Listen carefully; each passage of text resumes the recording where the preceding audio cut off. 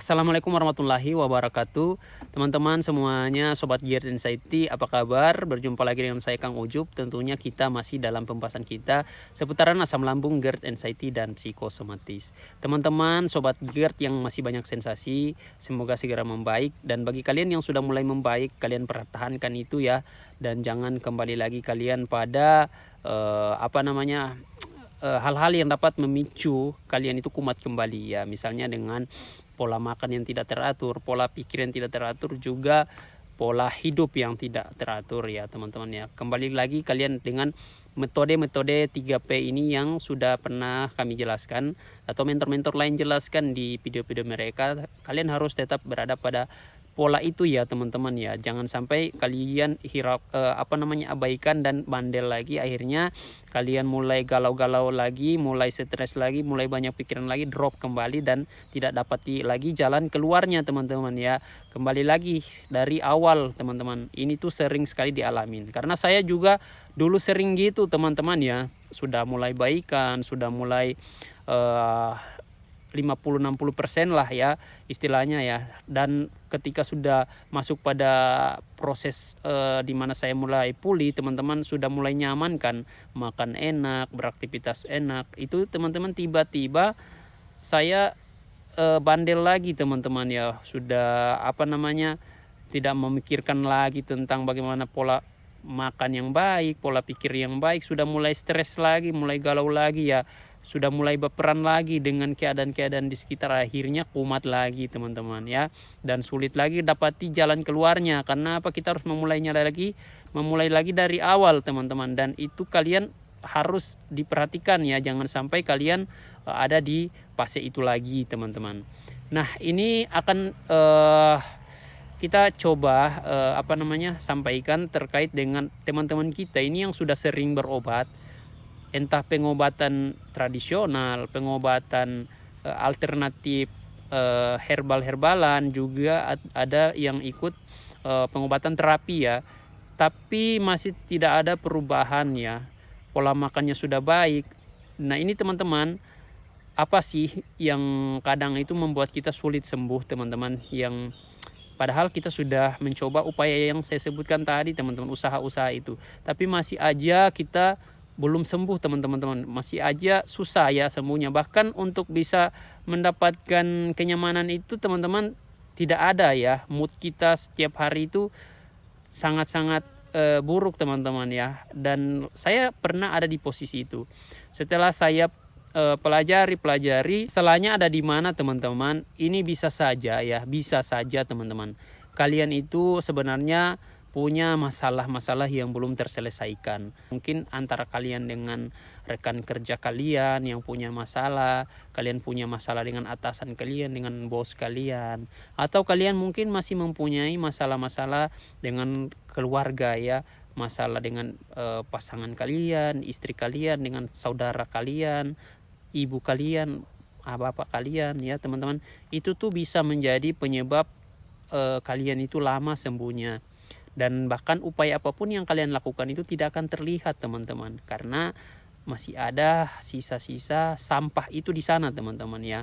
Dan sampah itu harus dibersihkan dulu teman-teman, karena di sana kalian akan dihantui dengan rasa bersalah, rasa kecewa, rasa sedih, semua rasa berkumpul hanya karena persoalan yang belum terselesaikan itu. Coba deh kalian lihat, apa sih yang membuat kalian itu marah, kecewa, sedih, bahkan sampai kalian itu mungkin ada dendam ya, atau tidak ikhlas.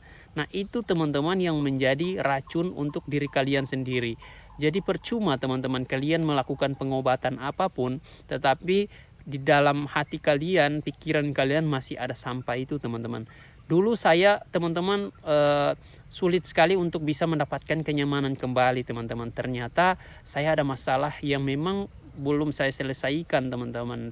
Tapi setelah saya selesaikan teman-teman masalah itu, saya sudah lega kembali ya. Akhirnya ketika kita sudah merasa lega kembali, tubuh juga itu akan berusaha untuk memperbaiki dirinya sendiri teman-teman. Karena tubuh ini punya sifat memperbaiki diri yang paling baik teman-teman, dibandingkan dengan obat-obat yang kita bantu, kita berikan ke diri kita teman-teman. Sistem pemulihannya itu teman-teman itu dia jauh lebih baik teman-teman ya, tubuh kita ini.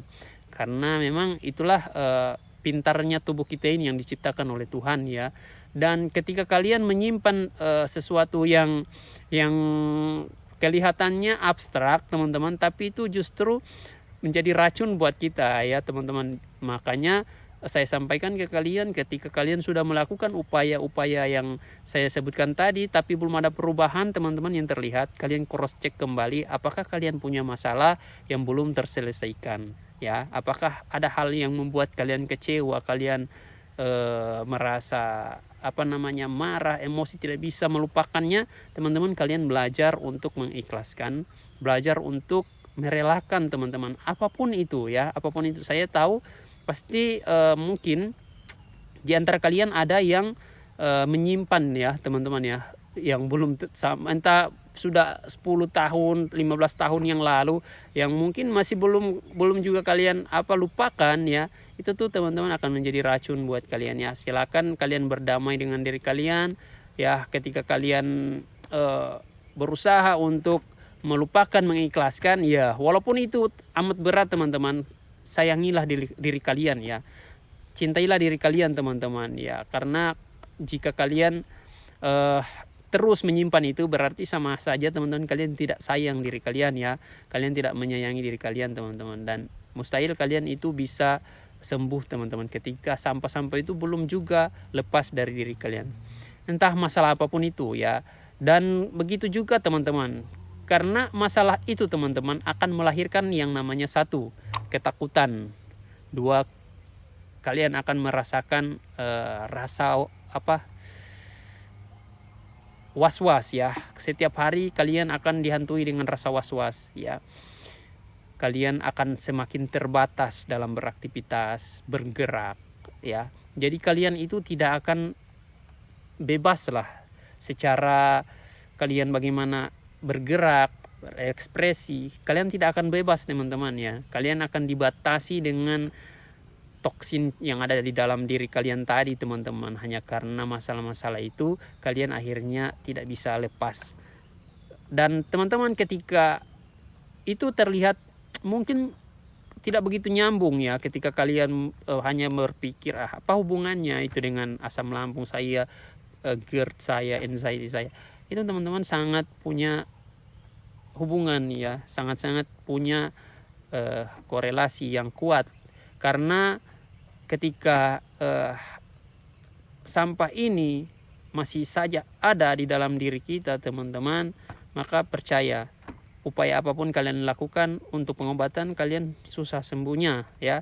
Saya teman-teman itu melihatnya karena berkaca dari apa yang sudah saya lewati, dan teman-teman yang lainnya juga di dekat-dekat sini yang berada pada kondisi yang sama teman-teman. Dan sekarang ketika mereka tahu, ketika mereka berusaha ikhlas melepaskan, dan mereka mulai perlahan-lahan pikirannya mulai pikirannya mulai fresh kembali, mulai nyaman kembali, tidak stres lagi, tidak ada yang dipikirin lagi teman-teman. Coba kalian dalam sebulan saja teman-teman, tidak ada yang kalian pikirkan teman-teman ya, tidak ada yang membuat kalian tertekan secara emosional kalian, secara batin kalian, lahir kalian, tidak ada yang membuat kalian tertekan. Walaupun teman-teman kalian merasakan ketidaknyamanan di tubuh kalian ya teman-teman ya, kalian berusaha untuk tetap dalam keadaan mode pikiran yang tenang teman-teman, pikiran yang ikhlas menerima. Pasti teman-teman kalian akan mendapati perubahan. 1 bulan saja coba kalian tes ya, dibandingkan dengan kalian yang setiap hari merasakan ketidaknyamanan, terus kalian sikapi ketidaknyamanan itu dengan stres. Maka teman-teman sampai kapanpun ketidaknyamanan itu bakal hadir, bertambah dan bertambah. Jadi istilahnya kita bisa cuek ya. Ketika kita bilang cuek teman-teman, itu kita sedang menenangkan pikiran kita, sedang memberi respon ke pikiran kita. Kalau kita baik-baik saja teman-teman, kalau kita tidak akan peduli lagi dengan sensasi yang akan datang teman-teman. Dan akhirnya teman-teman tubuh kalian akan membuat sensasi-sensasi itu semakin berkurang dengan sendirinya, karena kalian sudah tidak meresponnya lagi teman-teman. Dan itu tuh menjadi ya kerja alami teman-teman, ketika pikiran kita mulai santai, mulai fresh, ya apapun keadaannya kita terima, tubuh itu akan sendirinya memperbaiki sistem-sistem, memperbaiki jaringan, memperbaiki sel-selnya. Ya begitu juga dengan kadar asamnya akan diseimbangkan teman-teman ya. Dia tidak akan berlebihan lagi, tidak akan membuat gas yang berlebihan lagi. Ya kalaupun ada teman-teman mungkin akan berkurang ya, dan kita setiap hari akan merasakan kenyamanan teman-teman. Begitu juga dengan berat badan kita, yang tadinya kita berat badannya sudah mulai sangat turun drastis, perlahan-lahan mulai naik lagi teman-teman. Padahal makannya kita juga padahal tidak terlalu yang sering teman-teman, tapi berat badan kita bisa naik kembali. Karena apa? Pola pikir kita yang sudah mulai sehat lagi teman-teman. Tidak ada lagi yang kita takutkan, cemaskan, tidak ada hal-hal yang membuat kita stres lagi teman-teman, ketika masalah-masalah yang saya sebutkan tadi itu sudah kita selesaikan.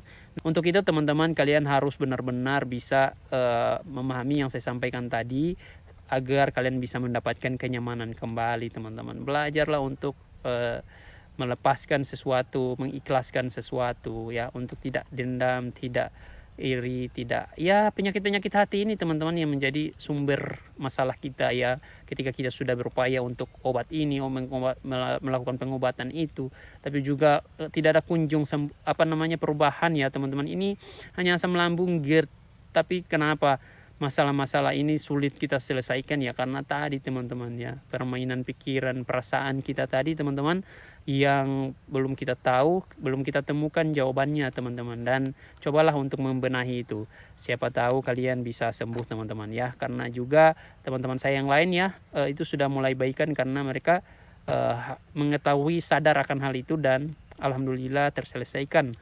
Teman-teman, jangan pernah kalian putus asa, jangan pernah menyerah, selalu semangat. Apapun yang terjadi, kalian itu adalah orang-orang yang kuat. Ujian yang berat selalu ada di pundak yang kuat. Oke, terima kasih. Assalamualaikum warahmatullahi wabarakatuh.